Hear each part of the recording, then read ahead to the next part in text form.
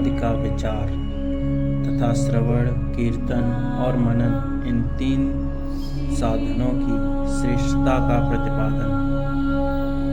व्यास जी कहते हैं, सूत जी का यह वचन सुनकर वे महर्षि बोले, अब आप हमें वेदांतर सर्वस्वरूप अद्भुत शिवपुराण की कथा सुनाइए।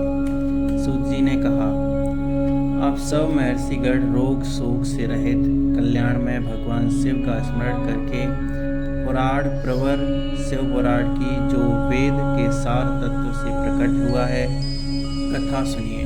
शिव पुराण में भक्ति, ज्ञान और वैराग्य, इन तीनों का प्रीतिपूर्वक ज्ञान किया गया है और वेदांत वेग सतत्व का विशेष रूप से वर्णन है।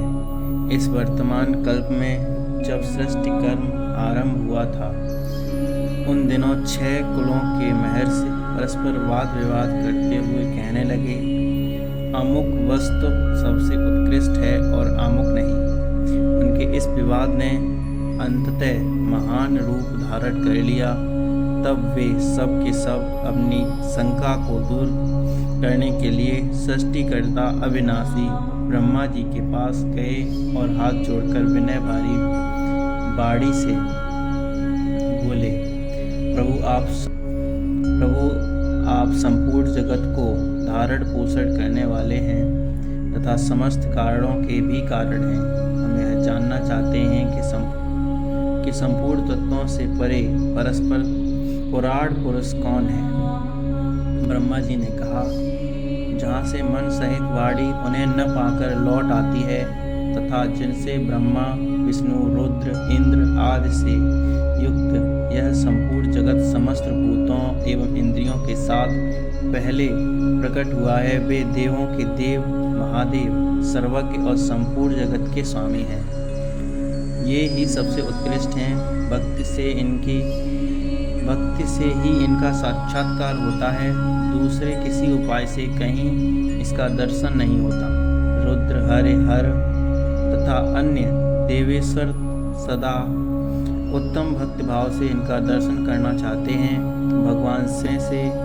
भगवान शिव में भक्ति होने से मनुष्य संसार बंधनों से मुक्त हो जाता है।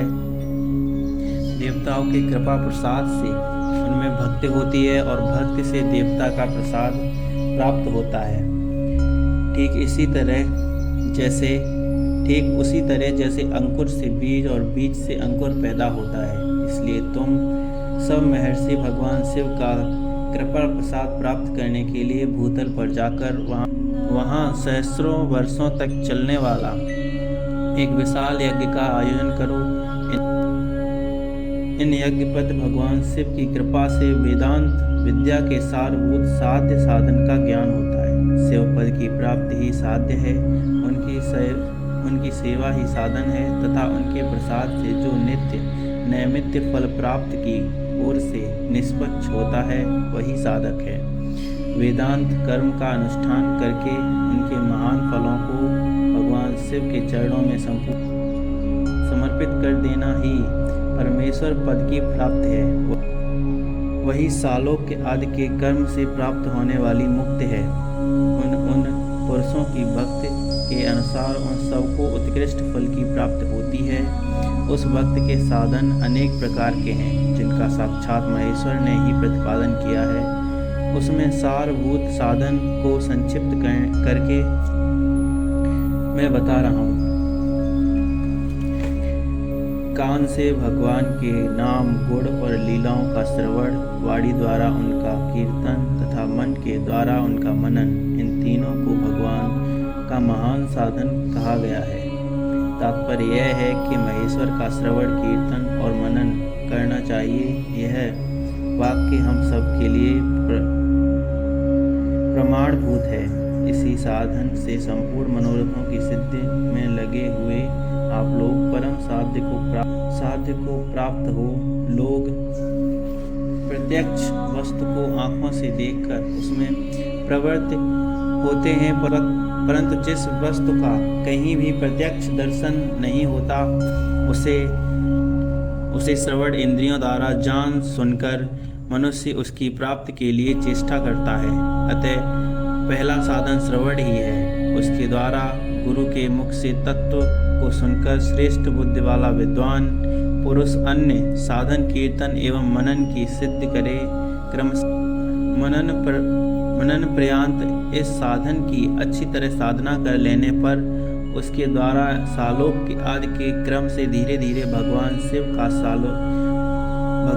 का सहयोग प्राप्त होता है।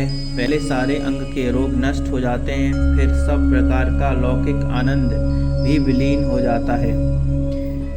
भगवान शंकर की पूजा उनके नामों तथा जप, गुण, रूप, विलास और नामों का युक्त परायण चित्त के द्वारा जो निरंतर परिशोधन या चिंतन होता है उसी को मनन कहा जाता है।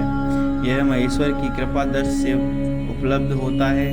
उसे समस्त श्रेष्ठ साधन में प्रधान और प्रमुख कहा गया है। सूत जी कहते हैं, मुनीश्वरों, इस साधन का महत्व बताने के लिए मैं आप लोगों को एक प्राचीन वृत्तांत का वर्णन करूंगा। सुने, उसे ध्यान देकर आप सुने। पहली की बात है, पराशर मुनि के पुत्र मेरे गुरु व्यास जी सरस्वती नदी के सुंदर तट पर तपस्या कर रहे थे। एक दिन सूर्य तुल्य तेजस्वी विमान से यात्रा करते हुए भगवान सनत कुमार अचानक वहां जा पहुंचे। उन्होंने मेरे गुरु को देखा, वे ध्यान में मग्न थे। उससे जागने पर उन्होंने ब्रह्मपुत्र सनत कुमार को अपने सामने उपस्थित देखा। देखकर वे बड़े वेग से उठे और उनसे चरणों में प्रणाम करके और उन्हें आदर दिया और देवताओं के समान बैठने का आसन भी आपूर्त किया। तब प्रसन्न हो भगवान सनत कुमार विनीत भाव से खड़े हुए व्यास जी से गंभीर वाणी में बोले, मुनि, तुम सत्य वस्तु का चिंतन करो। यह सत्य पदार्थ भगवान शिव ही हैं जो तुम्हारे साक्षात्कार के विषय। भगवान शंकर का श्रवण, कीर्तन, मनन ये तीन महत्तर साधन कहे गए हैं।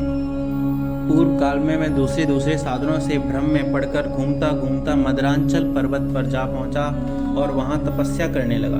तदनुसार महेश्वर शिव की आज्ञा से भगवान नंदीश्वर वहां आए। उन्होंने मुझ पर बड़ी दया दी। वे सबके साक्षी और शिवगणों के स्वामी भगवान नंदीश्वर मुझे स्नेहपूर्वक मुक्ति का उत्तम साधन बताते हुए बोले, भगवान शंकर का श्रवण, कीर्तन और मनन ये तीनों साधन वेद सम्मत हैं और ये मुक्ति के साक्षात कारण हैं। यह बात स्वयं भगवान शिव ने मुझसे कही है। अतः ब्राह्मण, तुम श्रवण आदि 3 साधनों का अनुष्ठान करो। अनुगामियों सहित ब्रह्मपुत्र सनत कुमार परम सुंदर ब्रह्मधाम को चले गए। इस प्रकार पूर्व काल से इस उत्तम वृत्तांत का मैंने संक्षेप में वर्णन किया है। ऋषि बोले, सूत जी, श्रवण आदि 3 साधनों को आपने मुक्ति का उपाय बताया है, किंतु जो श्रवण आदि 3 साधनों में वह मनुष्य किस उपाय का आलंबन करके मुक्त हो सकता है? किस साधन भूत कर्म के द्वारा बिना यंत्र के ही मोक्ष मिल सकता है?